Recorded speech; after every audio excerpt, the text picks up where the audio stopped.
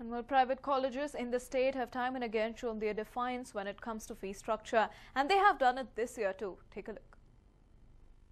Fee structure in private colleges are always a cause of worry, and the fee structure this year is no exception.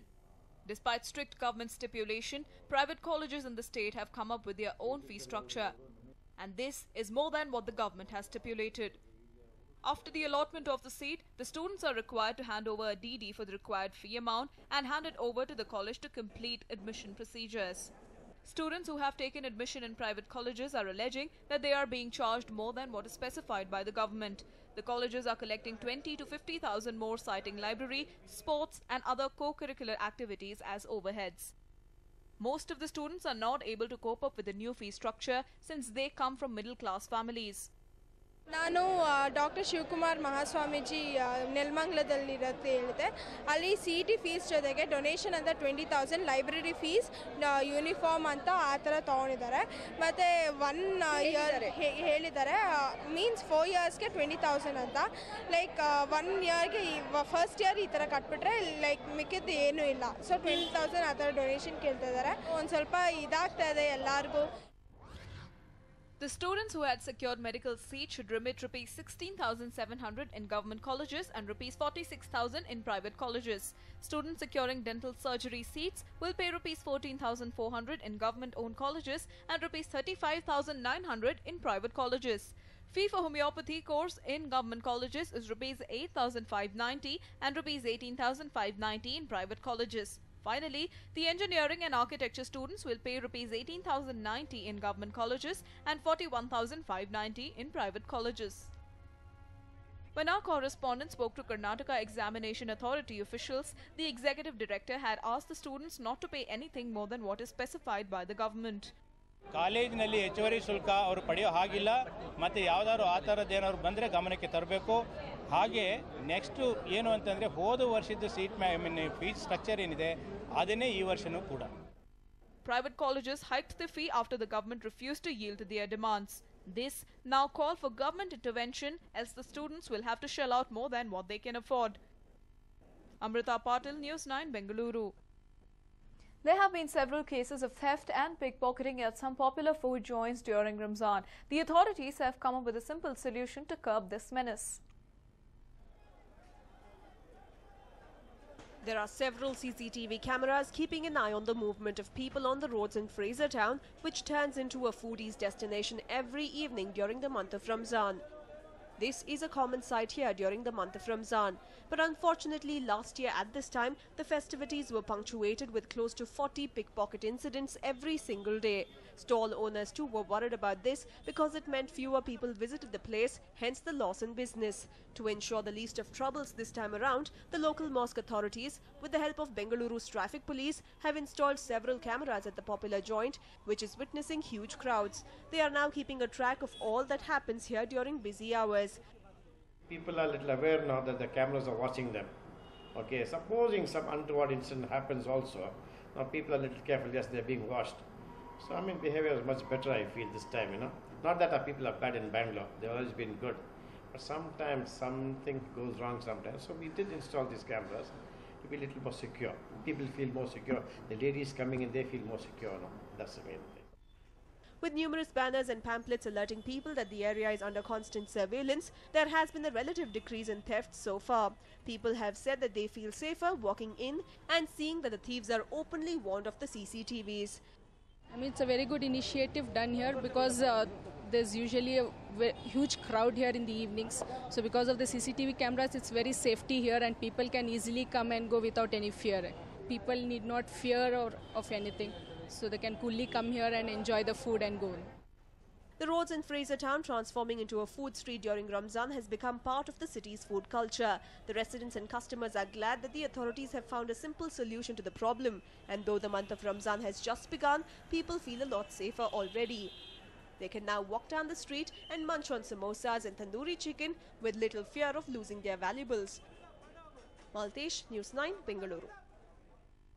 With the kind of demand that good professional colleges have with regards to seats, there is always scope and room for cheating. But not anymore. Here's a look at a machine that will curb impersonation in exam halls. There There have been several instances in the recent past where students have tried their best to cheat during examinations. Impersonation has become a serious menace when it comes to entrance exams like CET, CAT, etc. And no matter what measures educational departments take, students manage to hoodwink them all. But wait, not anymore. This machine called AuthentTrack seems like a one-stop solution to this growing menace.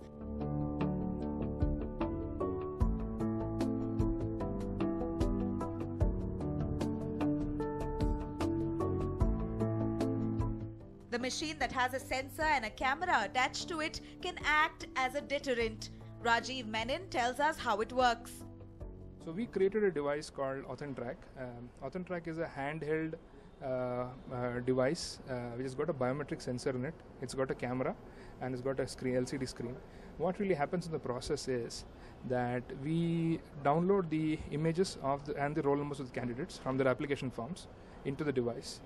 These devices are then used when the candidates are taking up the examination. We go from desk to desk, record their thumbprints, and then that's uploaded into the server. When the candidate comes for the next stage of the examination, be it an interview or counseling or whatever it is, the same fingerprint is verified. What is also done in the examination hall is take a photograph of the candidate taking up the examination. So that's also there. So when the candidate comes for the next stage, the fingerprint is matched. If there is a mismatch for some reason, there is a photograph to double check whether the same candidate has come again. And because of this, impersonation can be curbed. Well, that could work at one level, but what happens at different levels of examination? What if students try and evade the thumbprint test? We've seen that wherever we've used this, it has acted as a deterrent, and people actually have stayed away from doing this entire impersonation business because they know that they can get caught. There are candidates who've come with one finger being cut, there's a small scratch on the finger, or there's one hand is fractured, etc., just to beat the system. So we give them the option of saying, give us any of the fingerprints, we record it, and the same fingerprint needs to match when they come in for the next part of the process. In some cases there are multiple processes. There is one level interview, second level interview, third level interview. This fingerprint matching process happens in each of those processes, and unless the match happens throughout, at any point when there's a mismatch, then there is an impersonation there, and therefore it gets prevented. Well, for those who ever thought of cheating during exams and tried to impersonate yourself for someone else, all we can say is beware.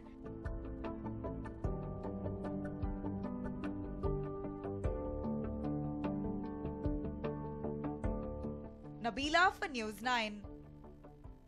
And moving on, ever since the 20th FIFA World Cup got underway in Brazil, Number City too has been gripped by the football fever.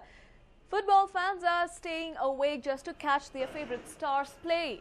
Thousands of die-hard fans in the city are supporting their teams of their choice, but what is more fascinating is that several of them are good at playing football too. Fans have learned several skills themselves while playing the game. 3 such youngsters today performed football tricks in a mall as part of football carnival the mall had organized. The team performed fascinating tricks which enthralled the gathered people. Dribbling, juggling, heading were done with precision and perfection. The group also performed a few other stunts.